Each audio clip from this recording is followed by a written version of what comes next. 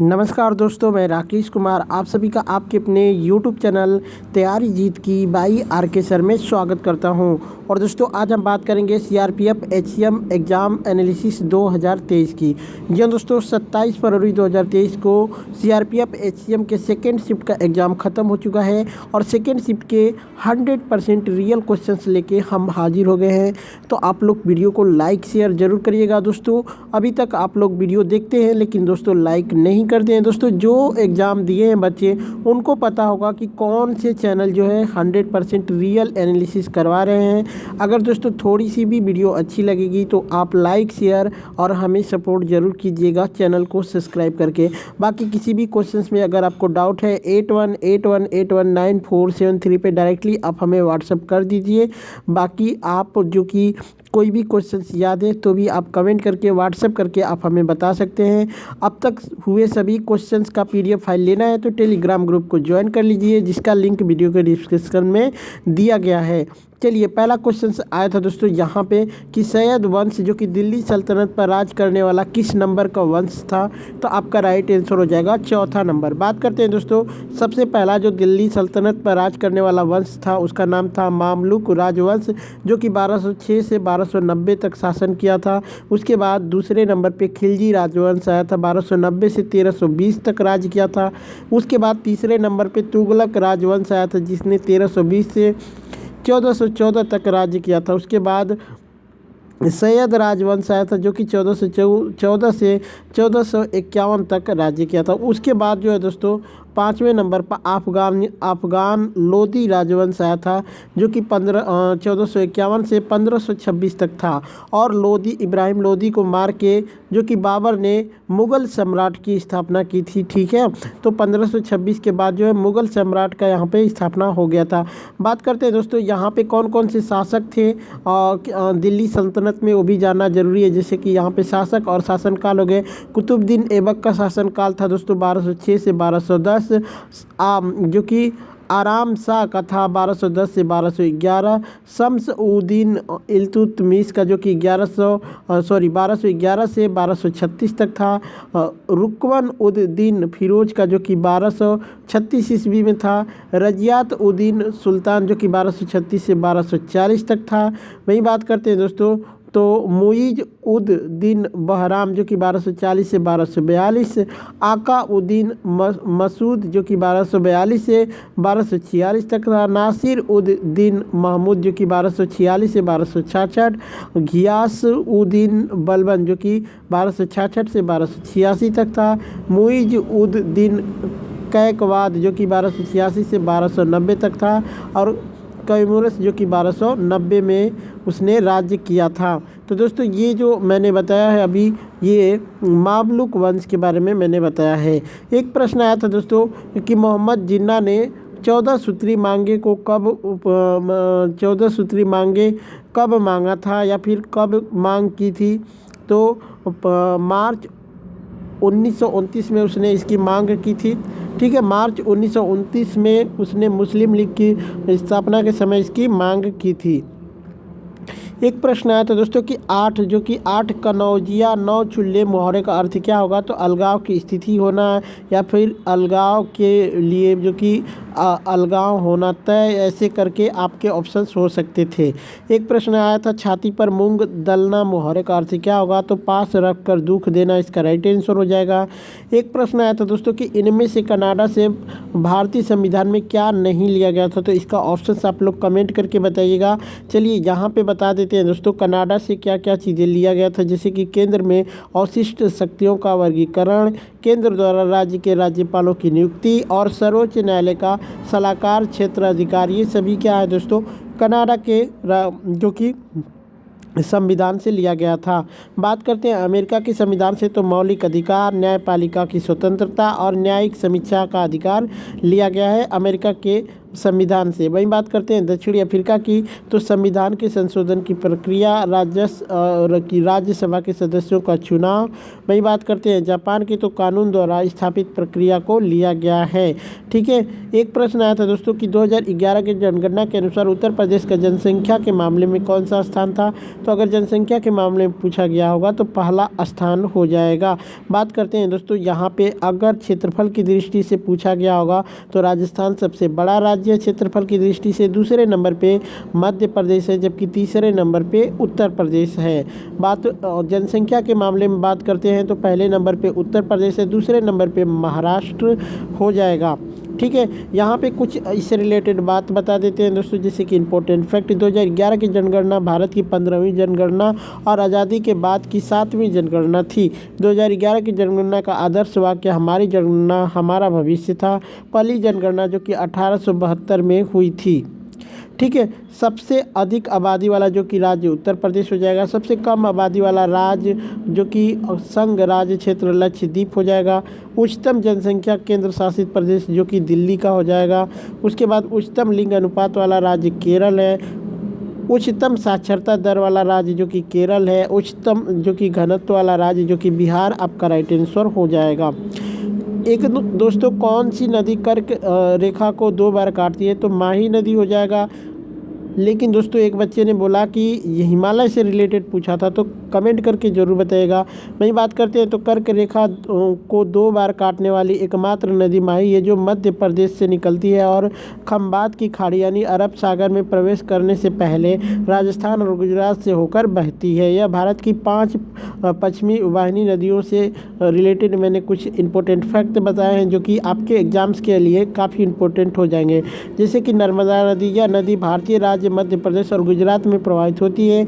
इसे मध्य प्रदेश और गुजरात राज्य से मध्य प्रदेश और गुजरात की जीवन रेखा के रूप में जाना जाता है। नर्मदा नदी जो कि नर्मदा मध्य प्रदेश के अनूपपुर जिले के अमरकंटक पठार से निकलती है। यह उत्तर भारत और दक्षिण भारत के बीच की पारंपरिक सीमा बनाती है और खंबात की खाड़ी से मिलने से पहले अरब सागर से 30 किमी जो कि 18.6 मील पश्चिम में गुजरात के भरूच शहर से 1312 किमी यानी 815.2 मील तक प्रवाहित होती है। यह प्रायद्वीपीय भारत में केवल 3 प्रमुख नदियों से एक है, जो कि ताप्ती नदी और माही नदी के साथ पूर्व से पश्चिम सबसे लंबी बहने वाली नदी है। ठीक है, एक प्रश्न आया था कि ताप्ती नदी के यहाँ से रिलेटेड भी बता देते हैं दोस्तों यहाँ पे कि ताप्ती नदी या फिर ताप्ती मध्य भारत में एक नदी है जो नर्मदा नदी के दक्षिण में बहती है, जो अरब सागर में प्रवेश करने से पहले पश्चिम की ओर बहती है। नदी की लंबाई लगभग 700 किमी है और यह महाराष्ट्र, गुजरात और मध्य प्रदेश से होकर बहती है। बात करते हैं गोदावरी नदी की, तो गोदावरी नदी जो कि गंगा के बाद भारत में दूसरी सबसे लंबी नदी है। इसका स्रोत महाराष्ट्र के जो कि त्रयंबकेश्वर यानी नासिक में है। यह महाराष्ट्र से जो कि 48.6%, तेलंगाना से 18.8% और आंध्र प्रदेश से 4.5%, छत्तीसगढ़ से 10.9% और उड़ीसा से 5.7% में प्रवाहित होती है। कुल जो है दोस्तों 1465 किलोमीटर यानी 910 मील की दूरी तय करते हुए पूर्व की ओर बहती है। एक प्रश्न आया था दोस्तों कि शाहजहाँ की बेगम का नाम क्या था, तो मुमताज़ महल था। ठीक है, मुमताज़ महल आपका राइट आंसर हो जाएगा। उनकी याद में ताजमहल का निर्माण करवाया गया था। इसका ताजमहल का निर्माण जो कि मुग़ल बादशाह शाहजहाँ ने अपनी बेगम मुमताज़ महल की याद में 1632 ईस्वी में शुरू करवाया और यह 1648 ईस्वी में पूरा हुआ था। यह मस्जिद, गेस्ट हाउस और दक्षिण में मुख्य प्रवेश द्वार बाहरी आंगन से मिलकर बना है और इसके दरगाहों को बाद में इसमें जोड़ा गया और निर्माण जो कि 1853 ईस्वी में पूरा हुआ था। वहीं बात करते हैं तो मुमताज़ महल का जन्म जो कि आगरा में जो कि अर्जुमंद बानो बेगम के रूप में पारसी कुलीन परिवार में हुआ था। वह अब्दुल हसन आसफ खान की पुत्री थी, जो एक अमीर पारसी रईस था और मुग़ल साम्राज्य में उच्च पद पर था और बादशाह जहांगीर की मुख्य पत्नी और बादशाह के पीछे की शक्ति मलिका नूरजहाँ की भतीजी थी। ठीक है, वही बात करते हैं दोस्तों, तो उनकी शादी जो कि 19 वर्ष की आयु में 30 अप्रैल 1612 को राजकुमार खुर्रम से हुई थी, जिसे बाद में शाहजहां के नाम से जाना जाता था, जिसने उन्हें मुमताज़ महल की उपाधि से सम्मानित किया था। हालांकि 1607 से वह शाहजहां की मंगेतर थी। मुमताज़ महल की मृत्यु जो कि 1631 में उनके 14वें बच्चे, जिसका नाम गौहर आरा बेगम था, के जन्म के दौरान बुरहानपुर में हुई थी।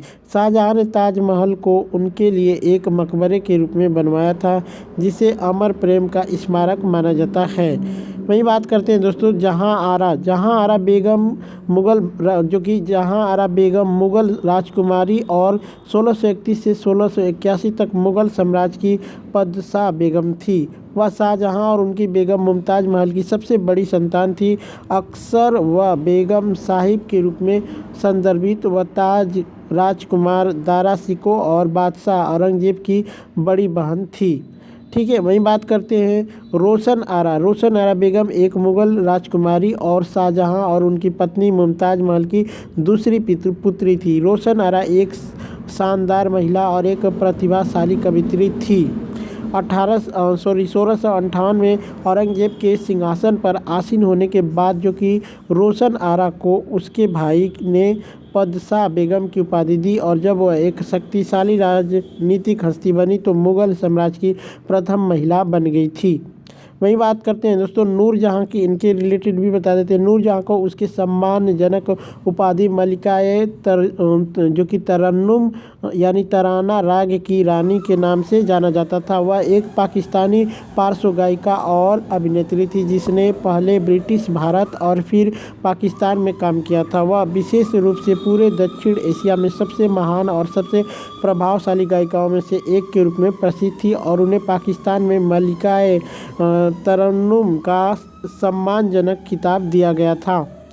एक प्रश्न आया था दोस्तों कि विश्वभूषण हरिचंदन किस राज्य के राज्यपाल हैं, तो वर्तमान में उनको छत्तीसगढ़ का राज्यपाल बनाया गया। अगर दोस्तों एग्जैक्ट पूछा गया होगा तो छत्तीसगढ़ होगा, लेकिन छत्तीसगढ़ से पहले वो आंध्र प्रदेश राज्य के राज्यपाल थे। तो गौर करता है आपके ऑप्शंस पे, या फिर आपसे टाइमिंग दे के पूछा गया होगा, उसके हिसाब से आप इसको कमेंट करके बताइएगा।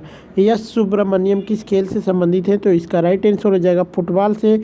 सोने की परमाणु संख्या कितनी होती है, तो सोने की परमाणु संख्या जो है दोस्तों 79 यानी 79 होती है। गोल्ड यानी सोना प्रतीक चिन्ह जो AU और परमाणु संख्या 79 के साथ एक रासायनिक तत्व है। यह स्वाभाविक रूप से वाले उच्च परमाणु संख्या वाले में से एक है।